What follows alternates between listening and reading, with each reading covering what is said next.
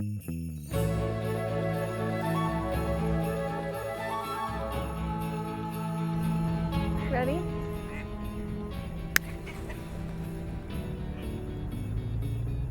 That was weird timing. Should I clap again? Maybe more ducks will come? It's fine. Okay. Maybe more, if I clap again, ducks will appear.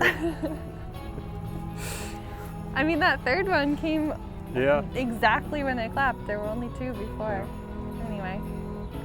Hi, welcome to the Total Clarity Podcast. I'm Jessi Hyatt. And I'm Mike Varlet, and this is week 45 of our 52-week walk around New York City. Yeah, we're really getting close to the end, and we are in the last week of our walk around the Bronx. We've been here for a month, and this week is called Southeast and the Throgs. The Throgs, that's right. We are at a type of end in the Bronx. This is kind of the end of the Southeast Bronx. We're in Ferry Point Park, and we're going to take a nice long walk around here and check out some of the cool sights and sounds of this area. I'd never been here prior. I've never been here either. And it's, yeah, it has a lot to offer. Yeah. But let's, as we see the ducks landing in the water and some waves coming in, let's take a walk. It is, before we start talking about the park, we have one of our 5-week traditions. One of our favorite segments, our mileage report. That's right. We've gone 45 weeks now, so we have 45 weeks worth of 5 days a week marathons to report on. Exactly. And Jessi has done the math. I've done the math. And she's I'll going to tell tell you us about it. where we Yeah. could have gone had we had wings for feet. Exactly. Yeah. So usually when I've done the research for this, I've sat down at my computer and ticked away and found out on Google Maps where we could go. But this time I was trying to do it on my phone and it was hard to do. And I found a website called Distance2. Oh. It's distance.to, and you can put where you are or where you want to start, seeing the distance from, and then you can type in anywhere in the world and it'll tell you the mileage. Mm-hmm. So I used that and just sort of tried to find points on the map that lined up, and so here we go. I'm only saying that because if you've listened to some of our other mileage reports, I'm not sure sort of how it lines up with like the distances that we've gone using the Google Maps search. Right. Also, I just feel like the further out that we're getting now, it becomes more difficult because there's no way to walk Right. to these. Like we've gone as far as you can like walk Yeah. on land. So it's all the flight, and then based on the flight patterns, whatever. So the first week that we're talking about is week 41. Yeah. And that week, we walked, by the end, 5,371 miles. Wow. And that took us to Ankara, Turkey.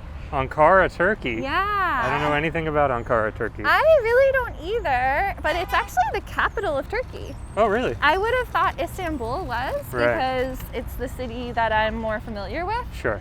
But this is actually the capital, and Yeah. there's something that kind of relates to me, at least. Okay. Historically, it was named Angora. Angora. Oh, And it like the gave sweaters. its name, and it gave its name to the animals. Oh, The okay. Angora Sheep, right? sheep, goats, cats. I think even maybe another animal. I want to say like a llama or something, but I should know, and some textile person is gonna like blow up the comments correcting me if that's wrong. But So is Angora a style? I Yeah. just assumed it was a texture of a specific animal.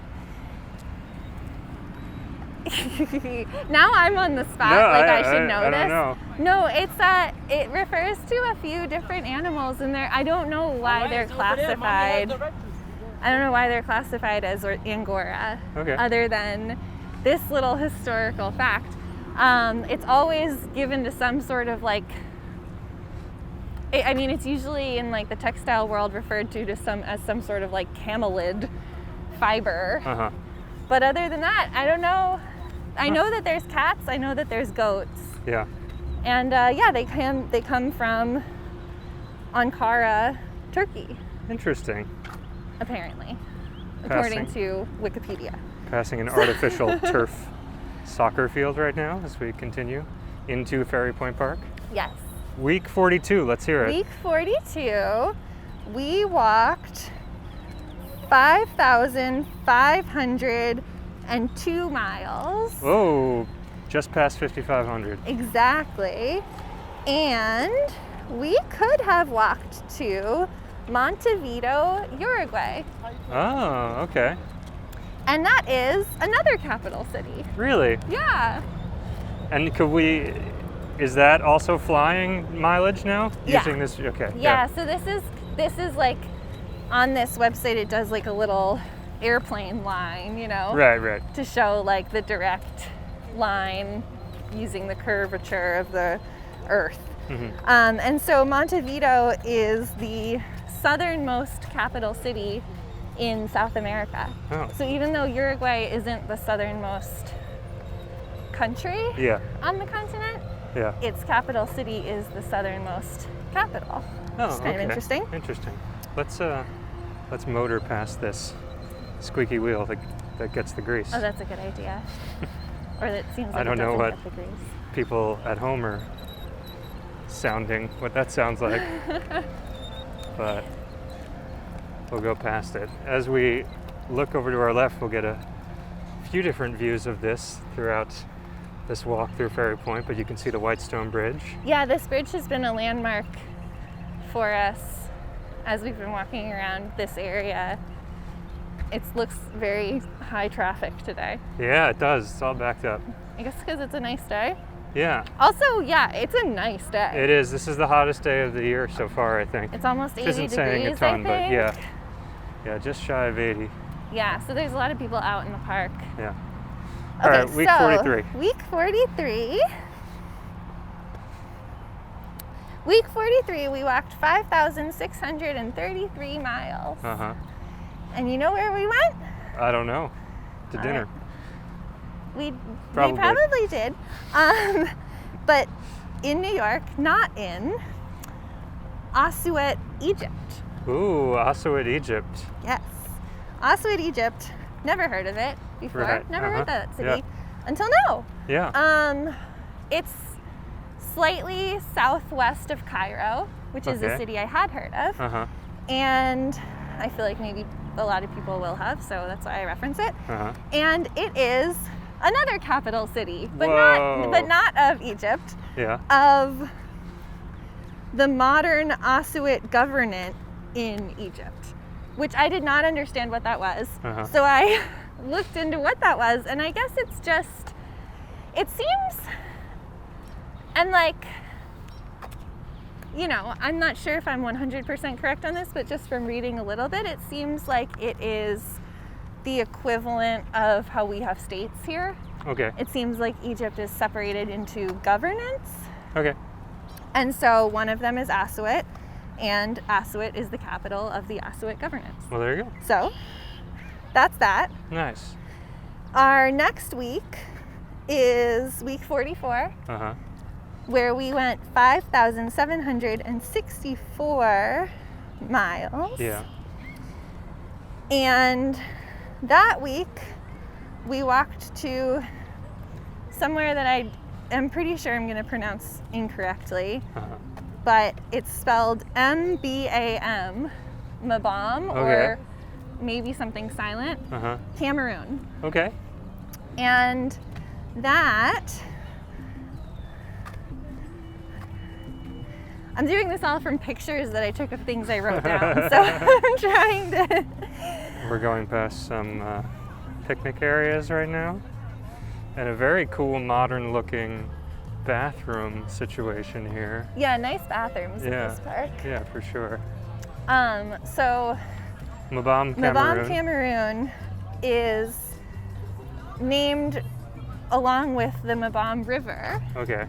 which is the main tributary of the Sanaga River in Cameroon. Oh, okay. So lots of water in that area. Okay. And our last place, Week 45. last destination that we've made it to. Yes. Well, in a couple of days we'll make it too. Good point. We're recording this Good mid-week point. 45. 5,895 miles. Wow. Is what we can clock at the end of this week. Yeah. And we will go to... That means 6K next week. Anyway, continue. That's true. We will go to Zhezkazgan, Kazakhstan. Ooh, Kazakhstan. Yeah, we're making it all the way to Kazakhstan. That's exciting. It is kind of exciting, yeah. And so what I learned about Zhezkazgan is that it's on a reservoir, so there's some good water there as well. It's in the Karaganda region, which means nothing to me, but maybe means something to someone that's listening. It has a mining town, an extremely cool semi-arid climate. This climate's really cool. Yeah, exactly. Rain is frequent but never heavy. And this is what I thought was most interesting to me. 55% of the people that live there are Kazakhs. 30% are Russian. And then there's Ukrainian people, German people, Czech, and Korean people all living there. Which, I mean, when you think about it where it is on the map, it makes sense. But I don't know. It was just news to me. I learned something new. And that's where we will be in 2 days. In 2 days. If we had walked on air instead of on burros. Yeah. Well, good job on the report. Thank you. Thank you. Thank you all for listening to the mileage report. Now we will continue on our walk in Ferry Point, and I think we're stopping to look at this view of the city. Yeah, I think so. One of many views of the city right here. It's a little hazy right now. It is really hazy. Yeah, the other day it was pretty clear. Yeah. I guess that's the airport over there? I guess so. There's a plane LaGuardia? coming over here. It must be. Yeah, I believe it's LaGuardia. And then there's this nice setup for viewing the city. Yeah, single chair. And there appears to be a shipwreck straight ahead.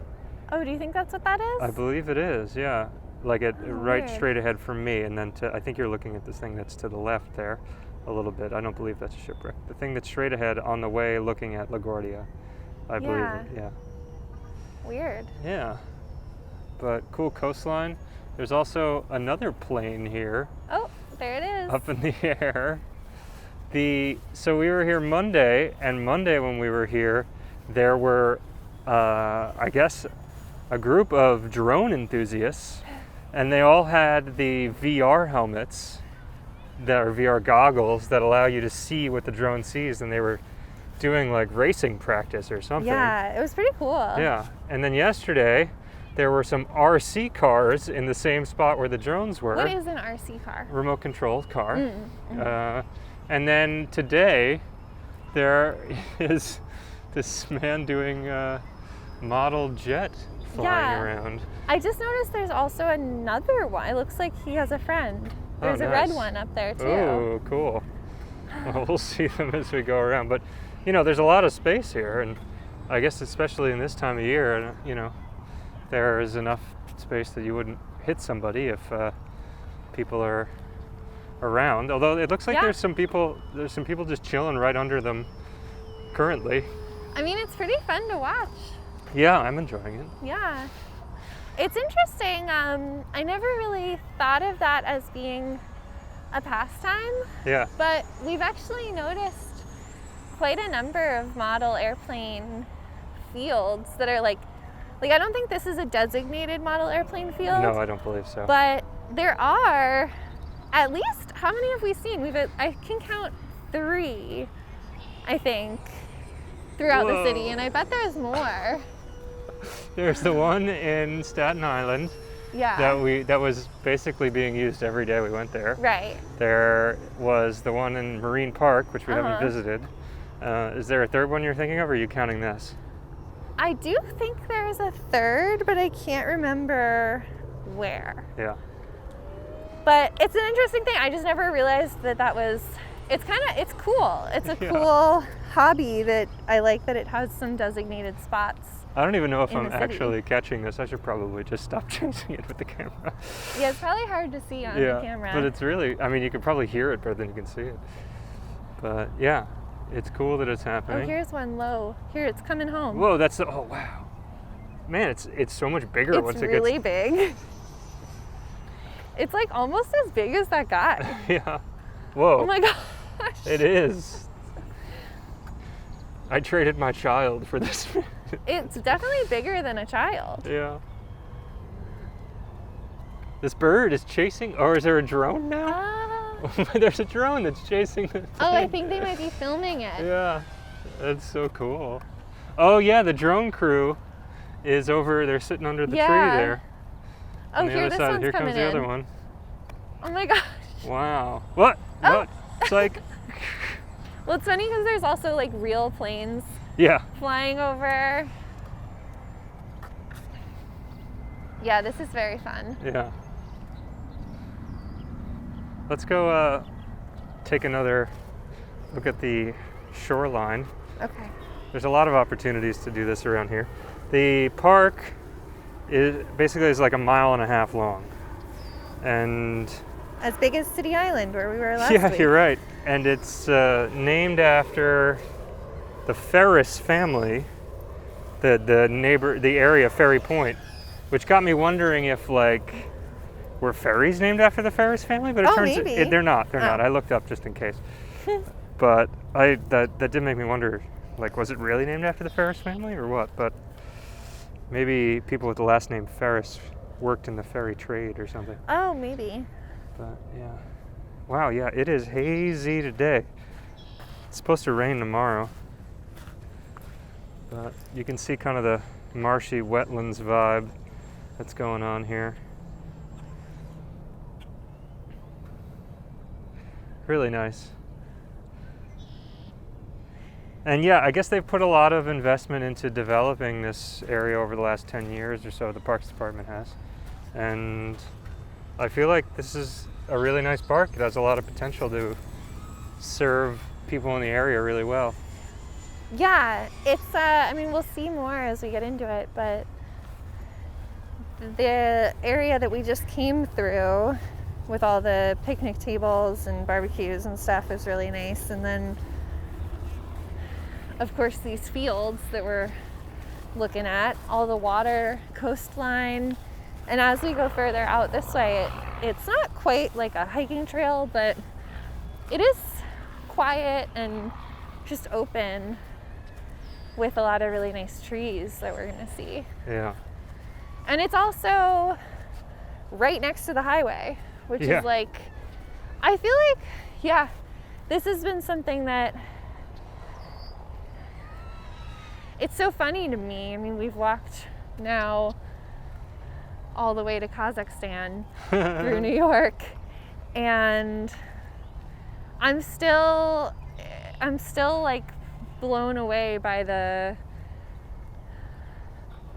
I guess, juxtaposition is the word to use, where we have this really quaint park, beautiful water that you can't swim in, and then kind of nasty highway, but it looks nice, the bridge is really nice looking, just what we have here in the city. This is just what this city is. It's a little bit of everything. Yeah. All right smacked up next to each other. I think you can swim in here. I understand what you're saying, but yeah, I'm pretty sure you can. It's the Pelham Bay and the East River. It's far enough away from a lot of the traffic. I don't know if I would be eager to do so. I mean, it's not prime beach property, but we're not that far away from Orchard Beach in terms of how different the water quality would be. That's true. I guess it's just that it's right under the It's just marshy. bridge I'm not and yeah. whatever that is out there, Bulp. I think it's BMLP. I don't know. It's literally in the lettering that you get an eye test in. I don't know.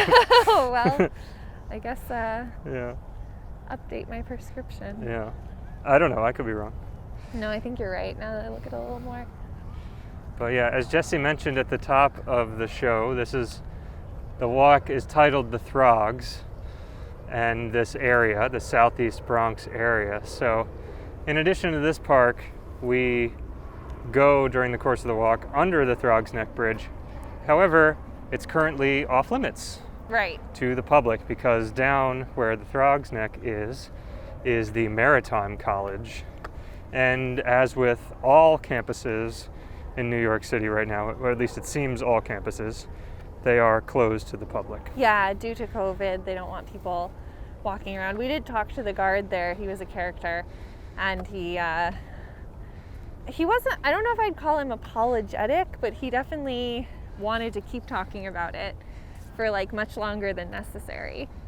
He wasn't just like, no, it's closed, go away. It was more like a long conversation of like, no, it's closed because people were coming in for COVID, and it might open soon. I hope it opens soon, but you guys can't come in and use the bathrooms. And we're like, we've never been here. We wanted to come in for the first time ever. Yeah. But he wasn't, I don't know. It was a funny little It definitely seemed character. like for somebody that's a guard, he didn't have the way to talk to people down. No. It really seemed like he was afraid we were going to run between his legs. And he was going to be like, hey, get back here. Come on. Yeah. But, so we didn't get a chance to quite literally go under No. the Throgs Neck Hopefully Bridge. we can come back when Maybe one time. when we this can. is.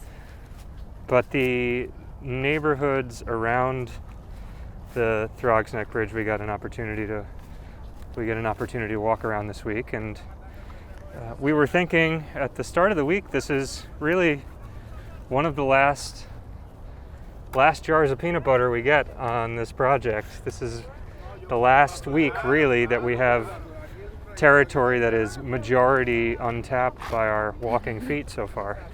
I like your, I've never heard someone use that phrase before. I think earlier or this month I said something carton like of ice cream. Now I'm saying jar of peanut butter. So Oh. just the So unspoiled we're just nature. using a dirty spoon for the rest of the next 2 months. For the next 2 months, we will be working on jars that have been eaten already, with the exception of our Loose Ends Brooklyn walk in several Right. weeks, which again, we'll be walking through neighborhoods we've already been through in order to hit some areas we haven't been to yet. But yeah, I mean, it really is, this month in general has been kind of a hearkening back to almost Staten Island in the way that we got to visit a new chunk every time. Yeah. It's been a while since we've had the opportunity to do that. And it's nice. Yeah, it's been really nice, and it's been, it has definitely felt like we're more on vacation a bit and exploring Yeah. a lot more. It is Yeah. nice to feel like I don't know what we're gonna see each day, and I don't know ahead of time sort of like what each neighborhood or area or park or whatnot is gonna show us. Right. Yeah. And I think, yeah, just in general, since this is our last week being in the Bronx, it's definitely been, for me, I feel like I've learned a lot more about what the Bronx actually feels like. Yeah. I think before this month, really my only experience was coming to Yankees games, going to Arthur Avenue, having been to Pelham Bay and Orchard Beach once, and I took a class in Mott Haven. Yeah. So I was coming into Mott Haven once a week for 6 months. And I'd say that was probably the time that I actually got to feel like I was involved in some part of a neighborhood, but that's only just one really small section of this huge borough. And it's the part it's one of the neighborhoods that's the closest to the city. So over there, it definitely feels very urban and crowded and Yeah, like let's get to that in a minute. I want to unpack the Bronx, but I want to finish up with the park first. Okay. Just because we haven't brought up the fact that now we can see the whole bridge Oh yes. in all of its glory, and there's not much more until we get to the base. But yeah, I agree with you with what you're saying. It's been an eye-opener to walk through here and discover all the different areas. The bridge here, you can see on the other side Francis Lewis Park in Queens, which is an area that we've been to, obviously, because we've been everywhere. And you can see the little spit of green lawn there.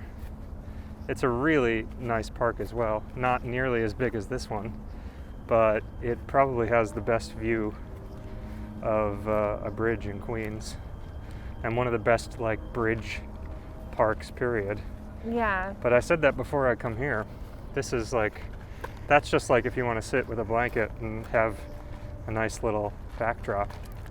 Whereas this park here has Way space more. and like walkable, like a way to be somewhere for a day. It's nice. As you can see, a lot of people fishing as well. And you can just make out, it'll grow as we go, the Throgs Neck in the distance there. Do you have a preference, the Throgs Neck or the Whitestone? Can you think of any stories that you've...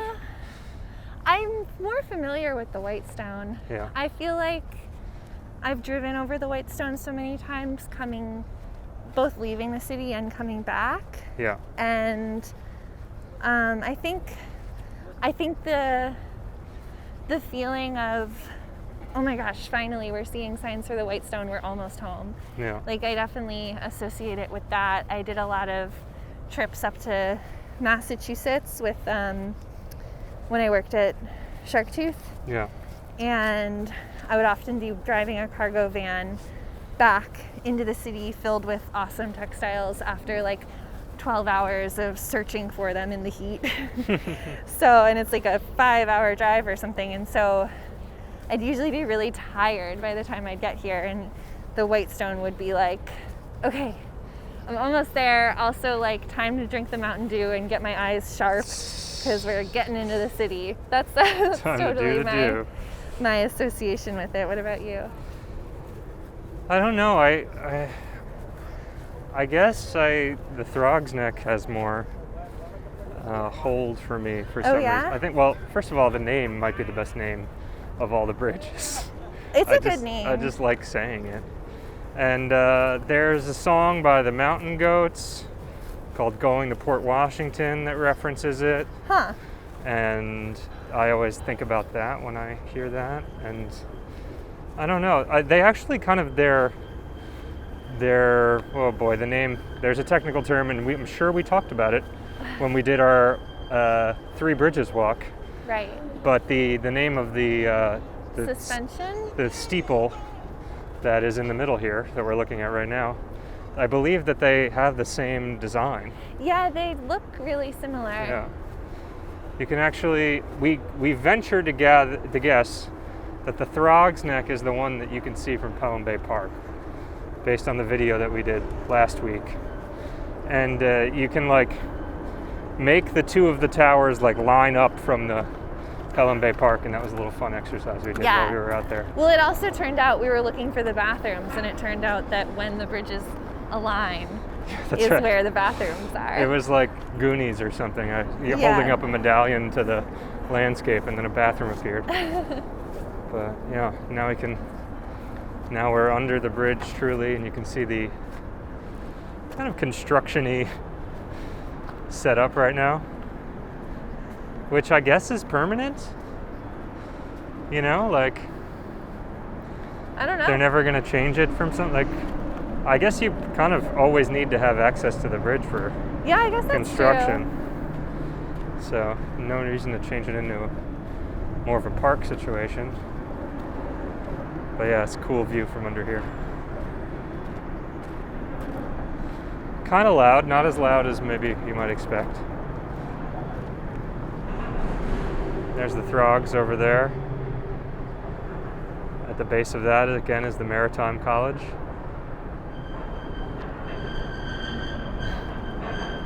Wow, what do you think those giant... They look like almost computer wires hanging down. Do you see them? Yeah. I think this bridge is probably the first computer. No, I don't know. It might be like, do you think it's like for water? Jeez, I don't think so. I think they're just really thick coils. That's interesting. I don't think that scaffolding is always there. Yeah.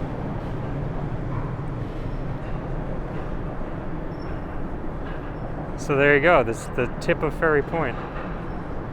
And we can see from over here, we walk past it later, but I don't think we'll walk past it on this podcast. Actually, maybe we'll go down a little bit. You can see it a little better. Down to the water. Ooh. Sounds buckly up there. If we look to the left, we see the Trump Links golf course, which is branded outside the entrance. It's not branded here. Yeah. But it is a links style golf course, which is a style of golf course that's popular over in Europe, in particular like Scotland. Yeah. And it was designed by Jack Nicklaus, who's a famous golfer. And it is a public course. However, in 2021, the city severed ties with it. You can be a public course and not be associated with the city, but it was associated with the city. And after the Capitol insurrection, De Blasio came out and said he didn't want any business with the Trump people. So I'm not really sure what the status of it is right now. But yeah. When you drive over the Whitestone going out, you can see in classic Trump stylings, it's branded in with his name. Yeah, that's true. That is something that always, I'm on the Whitestone, I'm leaving the city, and I'm like, oh, yeah. Right. Oh. There's that. I guess it's good that De Blasio unlinked our ties to the links. Yeah. But that also, I don't know, feels very De Blasio. Yeah. To I guess I should do this now? You should tell your story about De Blasio. Oh, is this a good time for that? I think it is. Great. All right. Yeah. So I have a story about De Blasio. First of all, I guess I'll start it just by saying, people hate on him. I'm not really trying to hate on him. I feel like he's done some good things. He's done other not so good things. He's just feels like a middle of the road character to me. Uh-huh. I feel like, he's whatever. Anyway, my story. Yes. Is I used to be a waitress at Athena's Mediterranean Cuisine. Yes. In Park Slope. Yes. World famous Athena's. Should be good food. Owned by a guy named Spiro, who's a really nice guy. Great Greek food. I learned a lot about Greek food. And I worked there for 6 years. And oh my gosh, I'm trying to do the math. I guess it was probably when did De Blasio run first for mayor? 2012? Maybe something like that. I mean, it was before we were dating, so. Yeah. It was right before he ran. When he was campaign. Public advocate still? It was when he was still public advocate, and we knew he was running for mayor, but it wasn't quite happening yet. Mm-hmm. And he came in to the restaurant. He lived only about 3 blocks away. Right. In Park Slope. And he came in with his wife. Yeah. And I was their waitress. Right. And if it was 2010, I would have been 20 years old. So I was doing my best. Right. I was this nice young girl. I was treating them really well. I think I like brought them like a free dessert or something. You know, Spiro was like, "That's De Blasio. That's our guy. That's our guy. Take care of him." And that's like, Spiro, if you're listening, I know that's not what you sound like. I just can't do an accent. And so I was trying my best to take care of him, and like they liked the food. I checked in like the appropriate amount, not too much. I thought I did a great job. And then they left, and I went and picked up the check, and he had left me an 18% tip.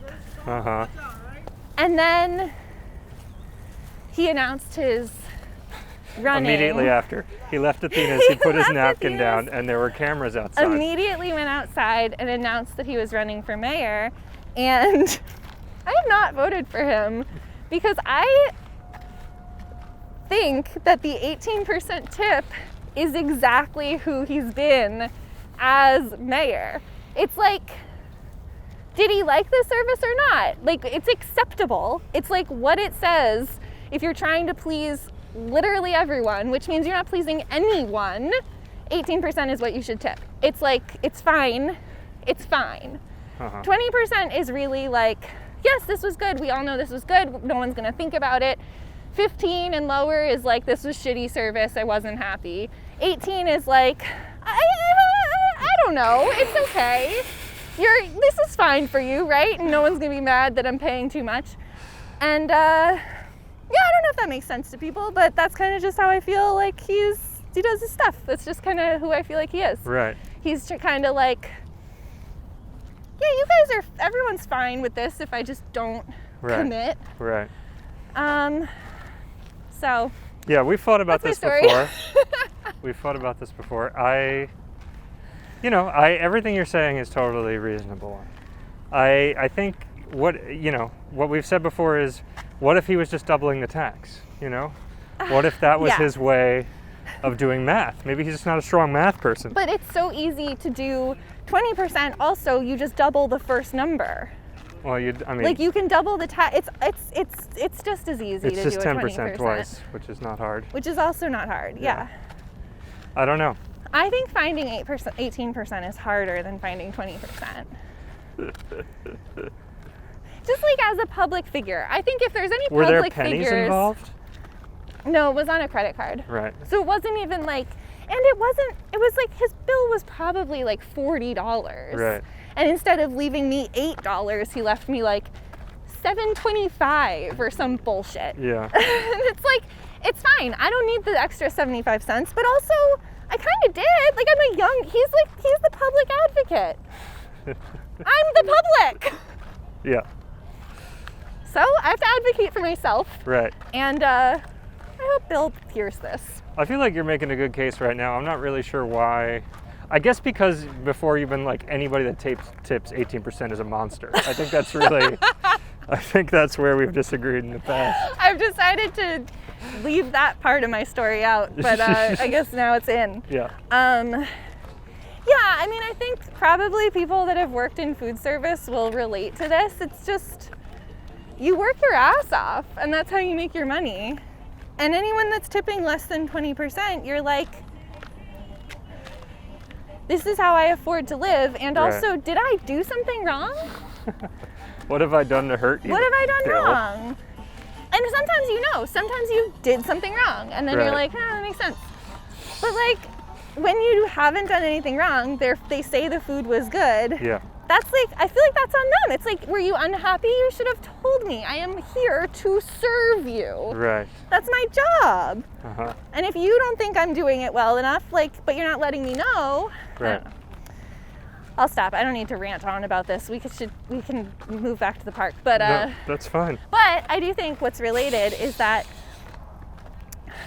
we also are going to have a new mayor soon. Right. We're going to be voting for that soon. Yeah. And we've been looking at that, and I don't think we should talk about that now. Yeah. But yeah, it is something that's happening. If if anyone's in New York and hasn't sort of started to look into who the candidates are, recommend that you check it out. We've been trying to do our due diligence. We want to talk about it before the end of the project. We're going to be having a lot more theme walks where it might not be a line to talk about the mayor, but we're going to try and find a way to fit it in. Yeah. And if you have any interest in hearing more of our spicy hot takes about mayoral candidates, let us know in the comments, and we can maybe we can guess what type of tipper we think every mayor candidate is. Oh, that would be fun. It would. Oh my gosh. Okay, yeah, that sounds fun. And this also, for those that aren't familiar with the mayor's race and voting here in the city, we're going to be doing ranked choice for the first time. Yeah, so which will also be really fun. We get to exciting. choose 5 choices, Yeah. or up to 5. We Yeah. don't. You can still just choose one if you want. Yeah, but enough politics for now. Yeah. I interrupted you earlier because I It's wanted true. to segment things about the Bronx, Okay. and were you mad at me? A little bit? Like 4%. 4%. Oh, like not nice. very much. That's great. That's That would better be a than shitty tip. That would be a shitty tip. Good. Yeah. Well, as the person that cuts all these up, I felt compelled to hold off our comments on the Bronx in general for the end because I wanted to keep it all in one section. Yeah, that makes But sense. you were saying that your experience with the Bronx. Yeah, I guess to pick up where I left off, Yeah. I was saying that I don't have a ton of experience being up here. Pelham Park, Arthur Pelham Bay Avenue, Park, Arthur Yankee Avenue, Stadium, Yankee Stadium, and Mott Haven, 6 which was when we were dating, yeah, the Co-op yeah, Academy. exactly. I came up to Mott Haven for 6 months, once Yeah. a week, to take Yeah. a business class. Yeah. And that, I think, after taking that class and just general like media ideas of what the Bronx is like, Yeah. made me definitely think that it was all sort of, the whole borough was more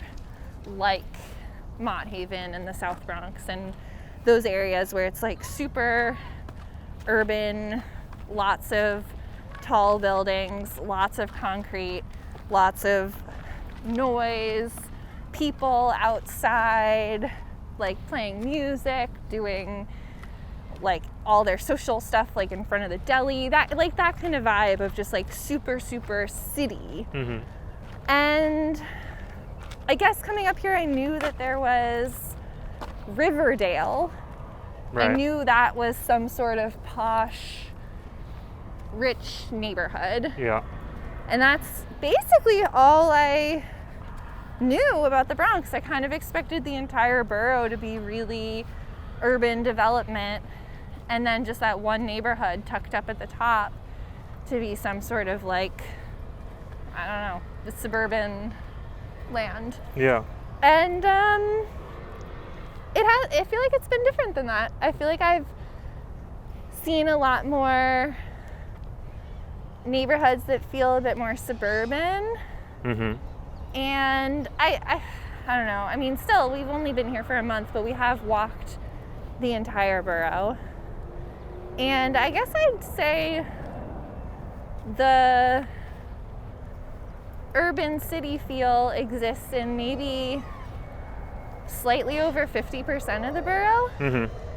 And then there's a lot of really big parks, Yeah. which I guess if you look at the map, you can see that. But I don't know. I don't know if I didn't believe it or if I just thought they were smaller or what. Yeah. But that sort of, I feel like having a really massive park separates you from the big buildings, big concrete city vibe. Yeah. And then there is a lot of the suburban, like quiet neighborhoods, single family homes.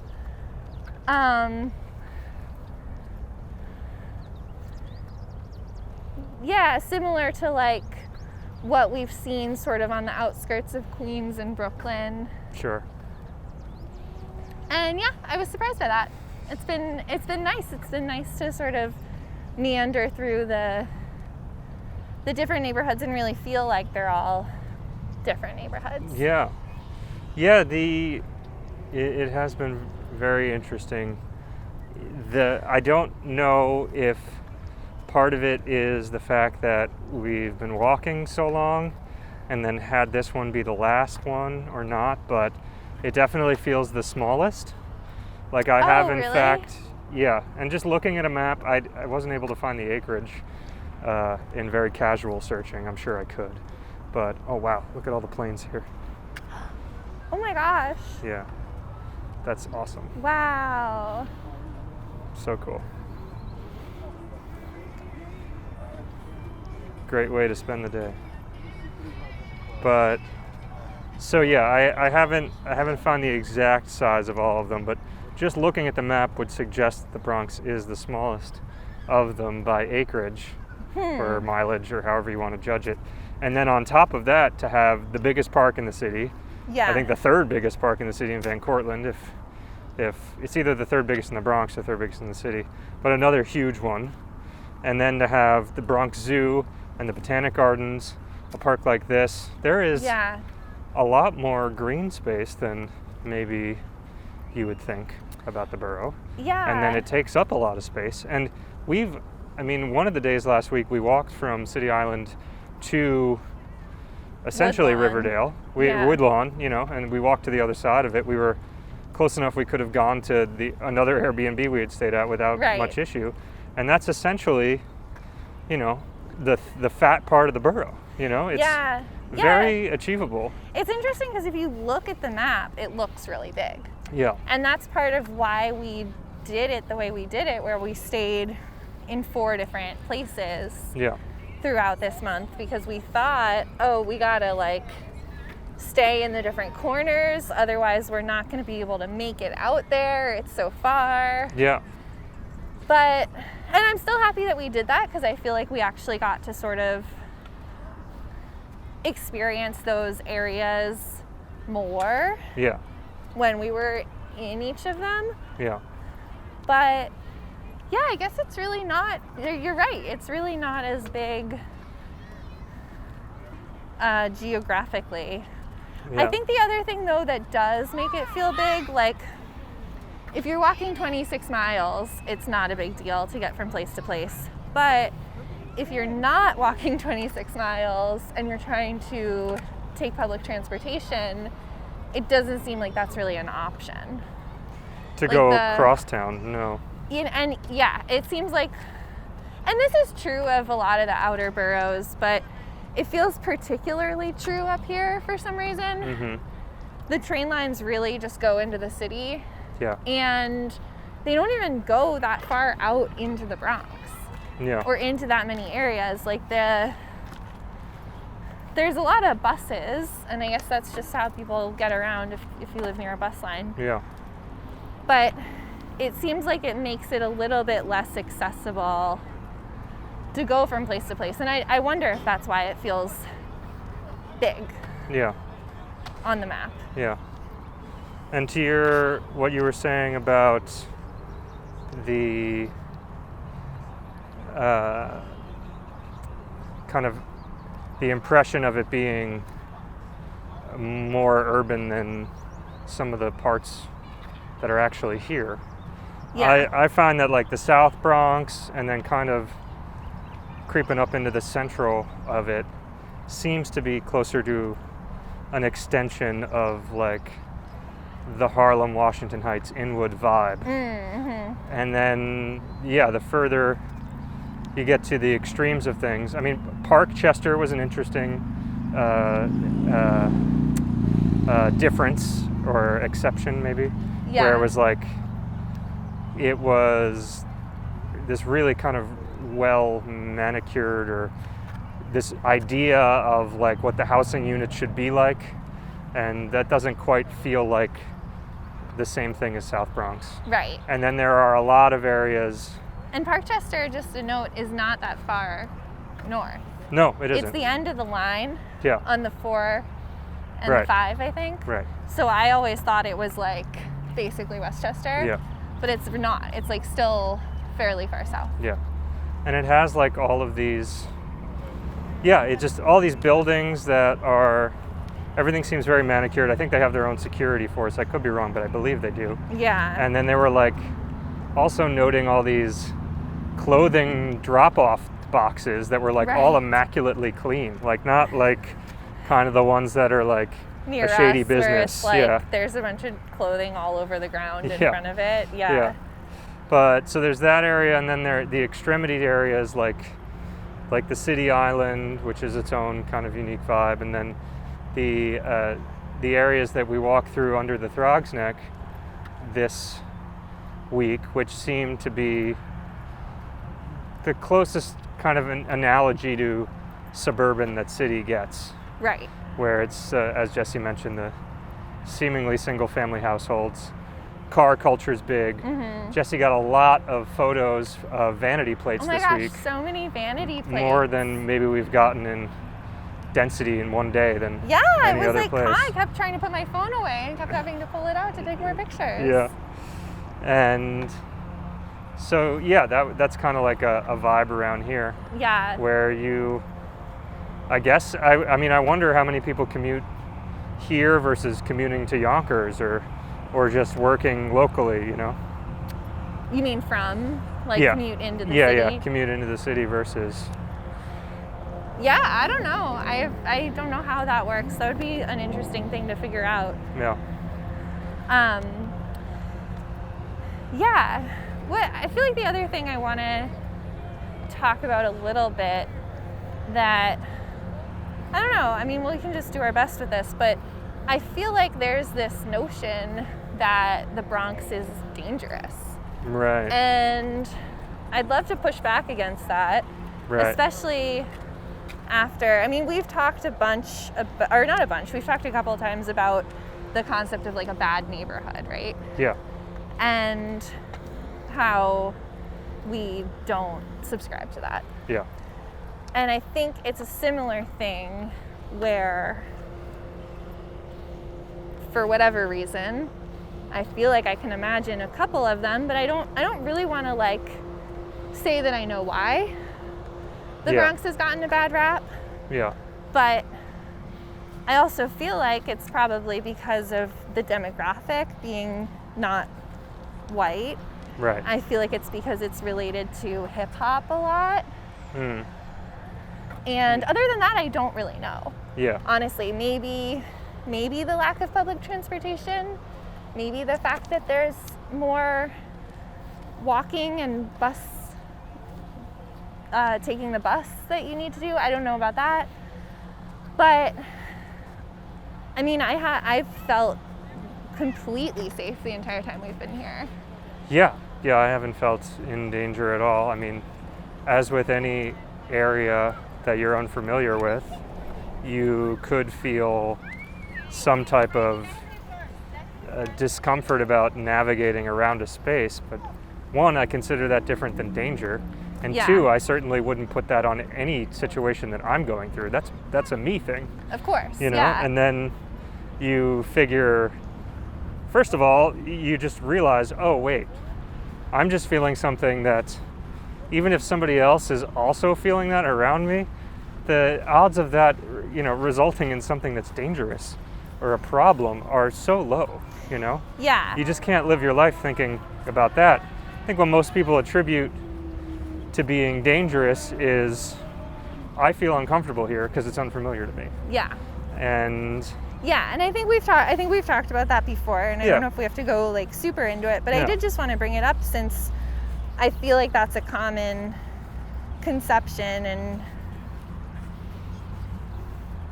I just I guess I'd say, if anyone's listening and is thinking like, oh my gosh, they've been in the Bronx for a month, are they okay? Like, just think about why you're thinking that, I guess. Right. You know, we're fine, we're good, everything's good. Yeah. I don't know. Like I said, I don't have much more. I don't really have the words for it right now. Yeah. There are like 3 or 4 random observations I want to bring up. Okay. One of them, this is kind of related, and I don't know what can be done about this necessarily, but I have observed that the most dog poop is on the Bronx streets so far. It seems like really? That's my observation. That doesn't mean anything about the people, or it should impact anybody's opinion of the situation. It's just something I've observed, particularly around the Bronx Zoo area. I think it's because, and maybe, now that I think about it, from the zoo. maybe because there are all these park areas where there's nobody actually living around, that people just feel more comfortable just leaving, because there's not a lot of people walking around during most hours, and they can, and it's like there's nobody actually living there. Yeah. However, there are also a lot of signs about there's not a lot pooping, of signs. particularly around this southeast Bronx part of the area, under the bridges. We've seen as many license plates as I've seen. You've almost taken the same amount of dog poop signage, poopaganda. So that's one thing I've noticed. Another thing that I've noticed, we're in a we are interested in the stickers around the different boroughs. Yeah. And this, the Bronx, has the least amount of stickers hanging up around everywhere, but it does have probably the most interesting quasi-sticker thing I've seen since we've been walking, which presumably one person, I don't know, I could be wrong. Yeah. But presumably one person has gone around and put up a series of evangelical style messages to people. And they are done on like vinyl, I don't know what it's like a paper. Vinyl paper. And they use a lot of tape as well as decoration on top of the vinyl paper. And then they have colored paint markers that they use to write their messages. And like each word could conceivably be a different color. They're always different. I haven't seen two that are the same. And there are hundreds of them. They far outstrip any type of sticker that exists in the Bronx. They may even outstrip any type of sticker that I've seen in all the 5 boroughs. Perhaps the Kestgak crew. Actually, definitely the Kestgak crew has more total. But they don't have a strong representation here, or as strong as I was anticipating. They are here, though. These, the thing you didn't mention is that they're also not stickers. No. They're thumbtacked onto trees. That's right. They're thumbtacked onto trees. It seems that there was an earlier iteration where they were just a white, instead of black vinyl, white vinyl.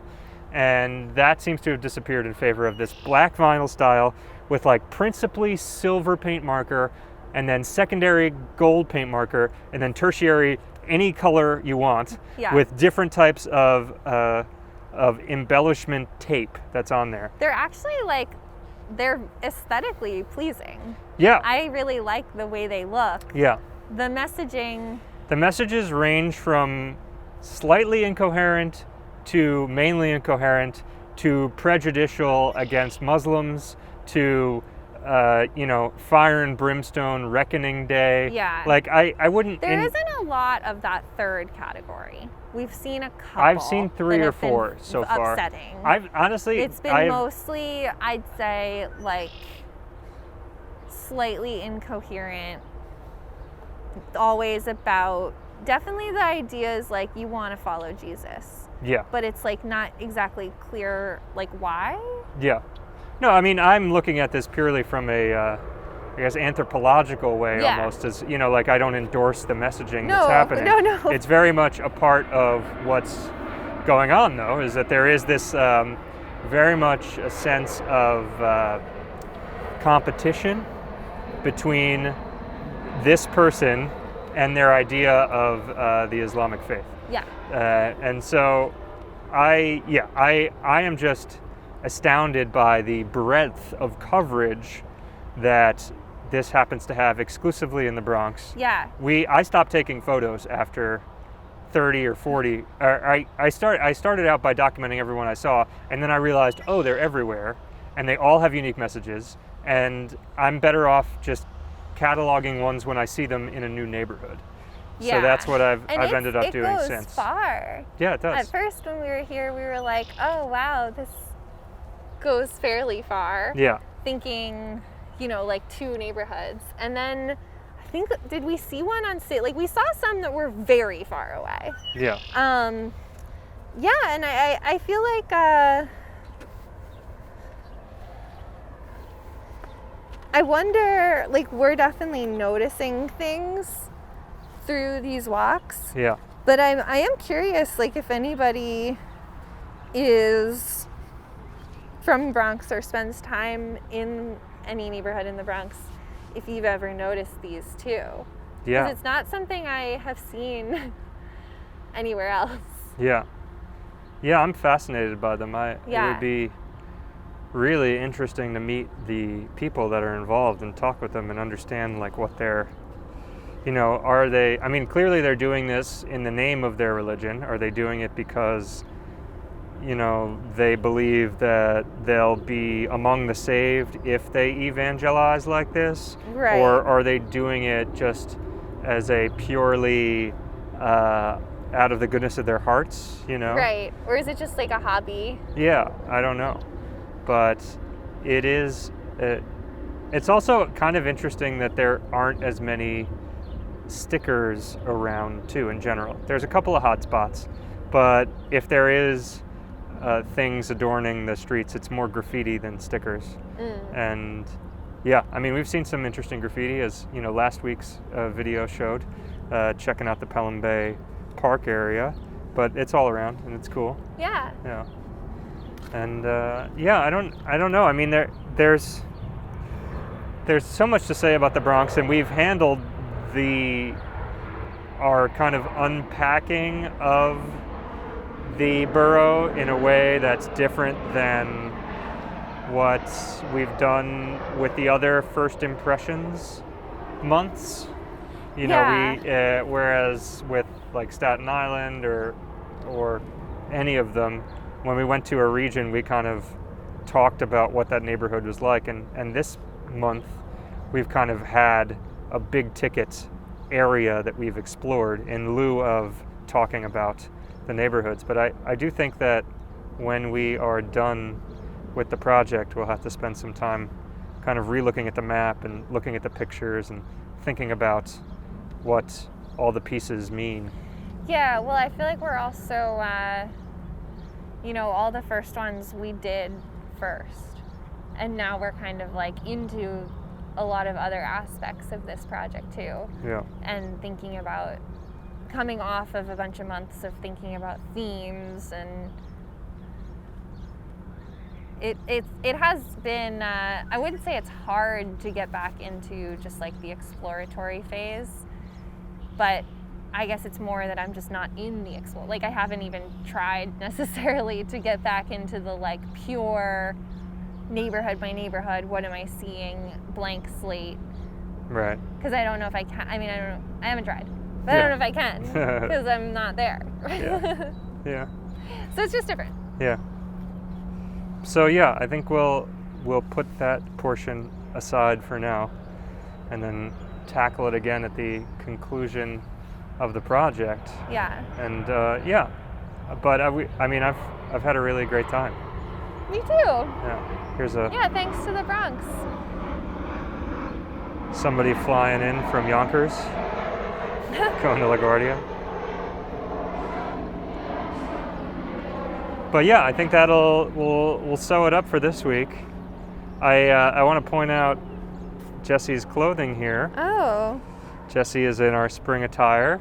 Yes. We haven't talked about the spring attire yet. Oh yeah, we haven't. But we will be premiering all of our outfits starting, well, by the time this is out, we should have already one out and up on Instagram. And there is a video showing the basically one of our 1.5 minute trailers for the spring collection. That was made during a year ago. The throes of COVID, when we thought we were going to start this project. There's also a live stream that we did during the hard lockdown that we can link to for people that are interested and haven't seen it before. But yeah, we're gonna spend the next few weeks premiering on Instagram our clothes. All of our photos are also from a year ago, so it's actually, I was editing them a little bit, and it's funny to see Yeah. We look different. Yeah, if you go on Instagram, you can see Jessi's hair is considerably shorter. Yeah. Yeah, and I probably look different too. Yeah. And but yeah, we'll also, you may have seen the shirt that I'm wearing here, but it's one of our dichotta tees. It's got the microphone in the middle right now. Right. But we'll be talking about those too. Maybe in a few weeks we'll do a separate segment on that so we can talk about it and talk about you not being your thoughts versus all you are is thoughts, and whichever side of that argument you lay on. But until next week, thanks for watching. Hit the like button, hit the subscribe button. We just passed 600 subscribers. Yay. That's pretty good. Thanks to all the people that are subscribing so far. We hope you're enjoying the content. We want to get to 1,000 before the end of this project. So if you've been watching for a really long time, you made it to the end of this video, you can help us get to 1,000 subscribers. But until next time, take care. Bye. Bye.